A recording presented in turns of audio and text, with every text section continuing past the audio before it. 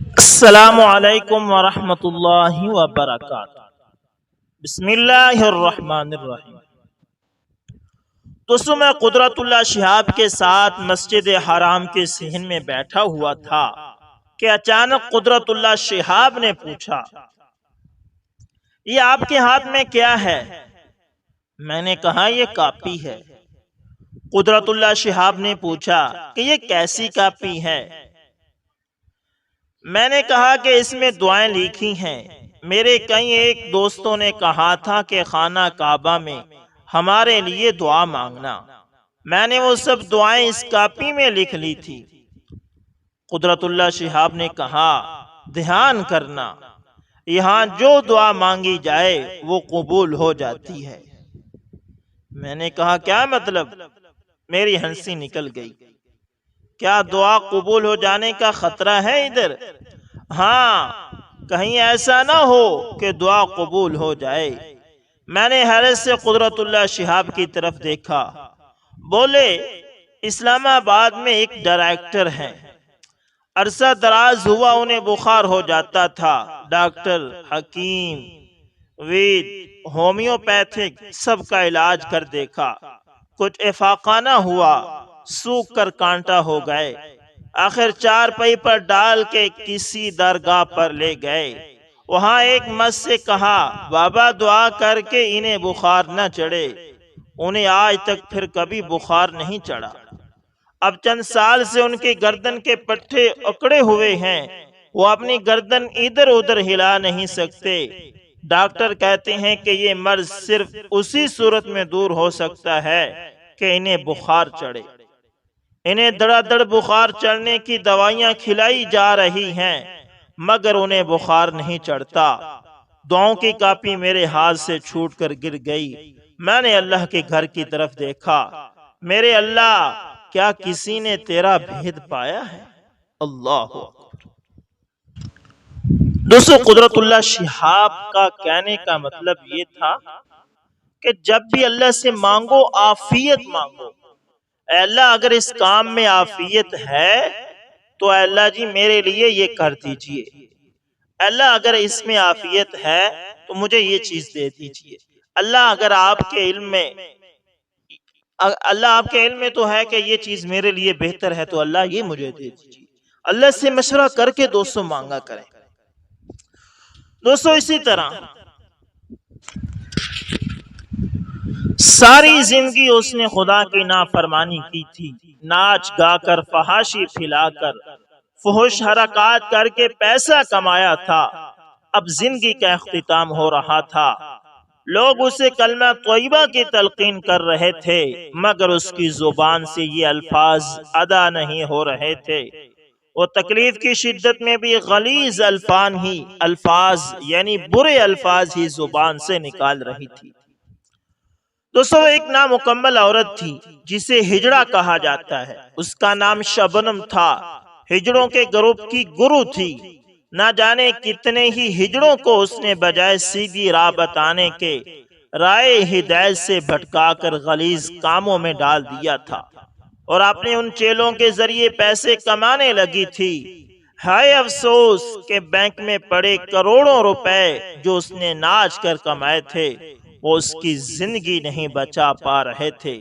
یہاں تک اس کی دی گئی تربیت کے مطابق اس کے چیلے اسے مرتا ہوا چھوڑ کر کسی فنکشن میں جانے کی تیاری کر رہے تھے۔ محض ایک نئی ہجرہ لڑکی اس کے سرہانے بیٹھے آنسو بہا رہی تھی اور اس کی تکلیف محسوس کر رہی تھی۔ شاید وہ کسی نیک والدین کا خون تھی اور والدین نے زمانے کے ڈر سے اسے ان لوگوں کے حوالے کر دیا تھا۔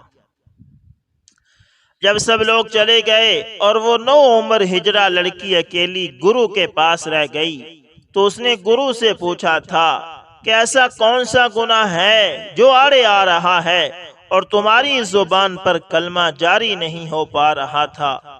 ورنہ اللہ تعالیٰ تو بہت مہربان ہے، وہ رب تو قارون تک کو معاف کرنے کے لیے راضی تھا۔ اس رب نے تو ان لوگوں کو بھی ہدایت بخشی تھی جو اس کے محبوب نبی کریم صلی اللہ علیہ وسلم کو ستایا کرتے تھے۔ اور کیا تمہیں یاد نہیں جب ایک گانے والے بوڑھے کو موت سامنے نظر آنے لگی تو اس نے اللہ تعالیٰ کو پکارا اور اللہ تعالیٰ نے حضرت عمر فاروق رضی اللہ تعالیٰ عنہ کو اس کی مدد کے لیے بھیج دیا تھا۔ وہ رب فقط اس گناہ کی وجہ سے جو تم ناچ گانا کرتی ہو تمہاری پکڑ کیسے کر سکتا ہے جو اتنا رحیم اور مہربان ہو۔ لڑکی کی زبانی رب العالمین کی رحمت کے قصے سن کر ان کی گرو شبنم رونے لگی اور بتایا کہ وہ بہت گنہگار ہے۔ وہ ایک وڈیرے کے لیے کام کرتی ہے جس کو 9 عمر شریف مجبور اور بے سہارا لڑکیاں فراہم کرتی تھی۔ لڑکوں سے دوستی کر کے ان کو بلیک میل کر کے اس وڈیرے کو پیسے لے کر دیتی تھی اور بدلے میں کسی بھی قسم کی قانونی جنگ کے لیے وہ وڈیرا اس کا محافظ بنتا تھا۔ دونوں کے لیے بظاہر اس میں فائدہ تھا کیونکہ میں ناچ گا کر اور تم لوگوں کے ذریعے سے کما کر لاکھوں روپے جمع کر لیتی تھی، جبکہ وڈیرے میرے ذریعے شکار کیے گئے لڑکے اور لڑکیوں کو بلیک میل کر کے لاکھوں کما لیتا تھا۔ اسی دوران ہم سے ایک ظلم ہوا کہ ہم نے ایک کم عمر یتیم بچے پر ہاتھ ڈال دیا۔ وہ لڑکا محض 16-17 سال کا تھا، والد فوت ہو چکا تھا، گھر میں والدہ اور جوان بہن تھی۔ لڑکا غیرت مند تھا اور والدہ اور بہن کو گھر میں بٹھا کر کھلانے کی تمنا دل میں لیے مزدوری ڈھونڈنے نکلا۔ لاکھ کوششوں کے باوجود بھی اسے کام نہ ملا، یہاں تک کہ گھر میں فاقوں کی نوبت آن پہنچی۔ وہ پریشانی کی حالت میں سڑک پر کھڑا تھا، چہرہ حسن غربت یعنی پریشانی اور فکر سے گہنا رہا تھا۔ جب میری نظر اس پر پڑی تو میں اس کے پاس پہنچی، اس کے حالات معلوم کیے تو مجھے وہ بہت آسان شکار لگا۔ میں نے سوچ لیا کہ اس کو بچانے کی خاطر اس کی ماں زیور اور گھر بیچ کر بھی پیسہ دے گی، لہذا میں نے اسے 1 مہینے کا راشن لے کر دیا اور اپنے ساتھ فنکشن پر پیسے جمع کرنے کی خاطر لے جانے لگی اور جلد اس کے دل میں جسم کی ہوس ڈال دی۔ مگر پھر بھی وہ مجھ سے گناہ پر آبادہ نہ ہو سکا کیونکہ اسے اپنی ماں اور بہن کی بہت فکر تھی۔ جب وہ کسی طور پر قابو نہ آیا تو میں نے اس پر چوری کا الزام لگا کر وڈیرے کے ذریعے گرفتار کروا دیا اور اس کے گھر والوں سے 3 لاکھ کا مطالبہ کر دیا۔ چونکہ گھر سے 3 لاکھ روپے دینے کی گھر والوں کی حیثیت نہ تھی اور بیٹے کو چھڑانا بھی ضروری تھا، لہذا اس لڑکے کی بہن نے گردے بیچ کر بھائی کو چھڑانا چاہا۔ گردہ بیچ کر پیسے لے لیے اور ہم تک پہنچا دیے۔ ہم نے وہ لڑکا بھی واپس بھیج دیا، مگر اس کی بہن محض 3 دن بعد مر گئی۔ جب اس لڑکے کی بہن مر گئی تو چند دن بعد وہ دونوں ماں بیٹا روتے دھوتے میرے پاس آئے اور مجھے بد دعائیں دینے لگے۔ میں نے اسی وقت وڈیرے کو بلوا لیا اور وڈیرے کے گنڈوں کے ساتھ مل کر دونوں ماں بیٹے کو مار مار کر ادھمرا کر دیا۔ جب وہ مرنے لگے تو ہم نے انہیں اٹھا کر ایک ویران سڑک پر پھینک دیا۔ اس کے بعد وہ پلٹ کر کبھی میری دہلیز پر نہ آئے، چاہے وہ اسی رات مر گئے تھے یا پھر بچ گئے تھے، مجھے نہیں خبر۔ میں اپنی گناہ کی دنیا میں مگن رہی، اس کے بعد بھی کئی لوگوں کو اپنا شکار بنایا، یہاں تک کہ میری موت کا وقت آن پہنچا۔ اب جب آپ لوگ مجھے کلمہ شریف پڑھنے کے لیے کہتے ہو تو میرے سامنے وہ ماں بیٹے پر کیا جانے والا تشدد آ جاتا ہے، اور جیسے اس وقت ان ماں بیٹے ہم غلیظ گالیوں کے القابات سے نواز رہے تھے، انہیں ایسی ہی غلیظ گالیاں میری زبان سے اب جاری ہو جاتی ہیں۔ میں بھی کلمہ شریف پڑھنا چاہتی ہوں مگر میرے اعمال مجھے نہیں پڑھنے دے رہے۔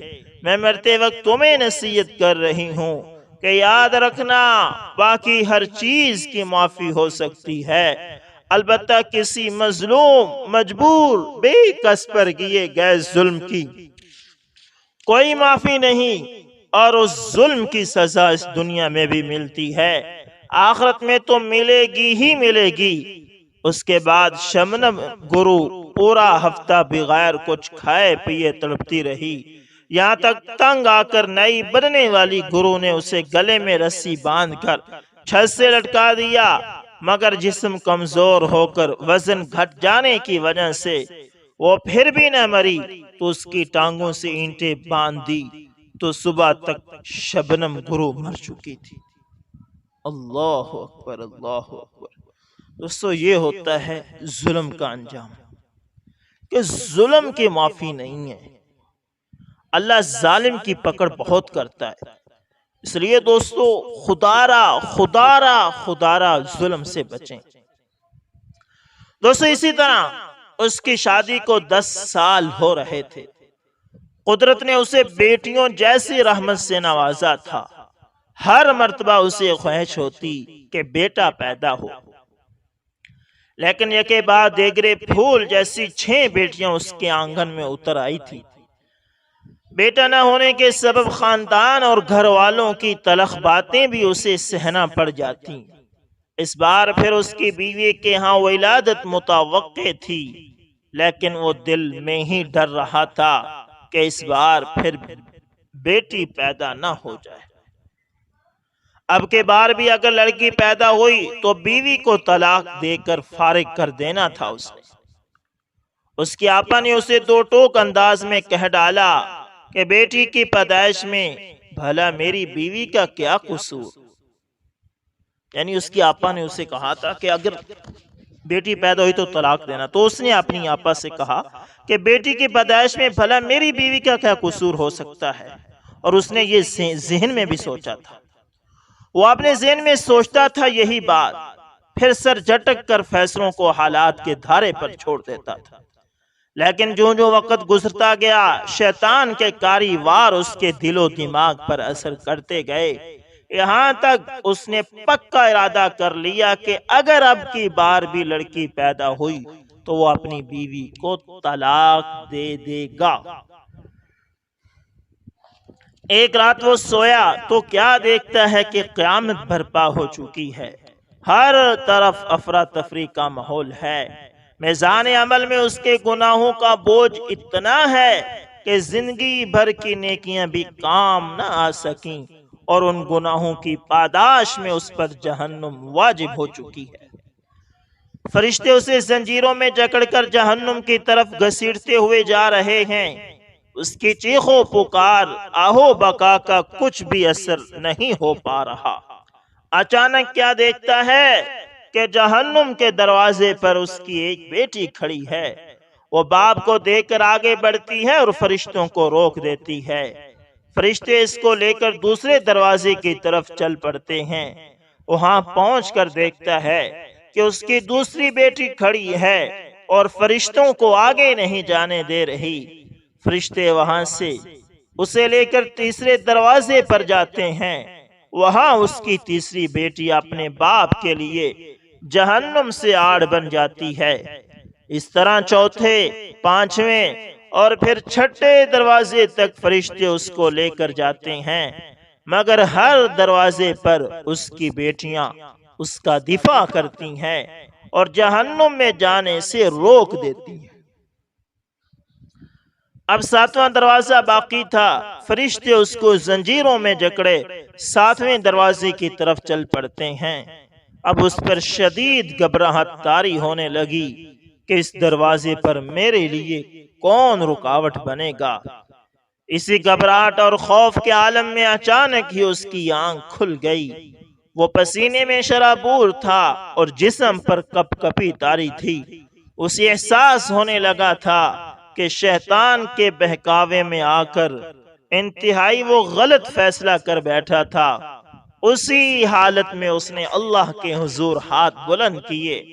آنسو اس کے رخساروں پر بہ رہے تھے اور لرزتے ہاتھوں سے اس کے منہ سے دعا نکلی، اے اللہ مجھے 7ویں بیٹی عطا فرما۔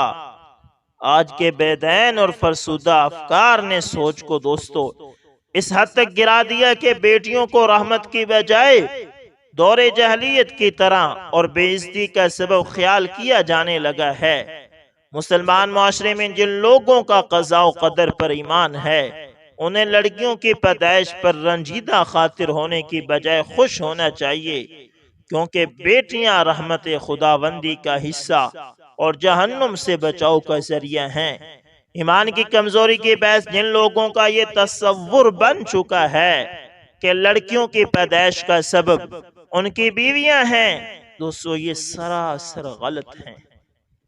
اس میں بیویوں کا یا خود ان کا کوئی عمل دخل نہیں، بلکہ میاں بیوی تو صرف ایک ذریعہ ہیں۔ اولاد کی نعمت سے نوازنے والا صرف اللہ وحدہ لا شریک ہے۔ چنانچہ اللہ تعالیٰ قرآن میں ارشاد فرماتے ہیں، قرآن میں ارشاد ہے يَخْلُقُ مَا يَشَاءُ يَهَبُ لِمَن يَشَاءُ إِنَاثًا وَيَهَبُ لِمَن يَشَاءُ الذُّكُورَ أَوْ يُزَوِّجُهُمْ ذُكْرَانًا وَإِنَاثًا وَيَجْعَلُ مَن يَشَاءُ عَقِيمًا إِنَّهُ عَلِيمٌ قدیر۔ وہ جو چاہے پیدا کرتا ہے، جس کو چاہتا ہے بیٹیاں دیتا ہے، اور جسے چاہتا ہے بیٹے دیتا ہے، یا جس کو چاہتا ہے بیٹے اور بیٹیاں ملا جلا کر دیتا ہے، اور جسے چاہے پانچ کر دیتا ہے۔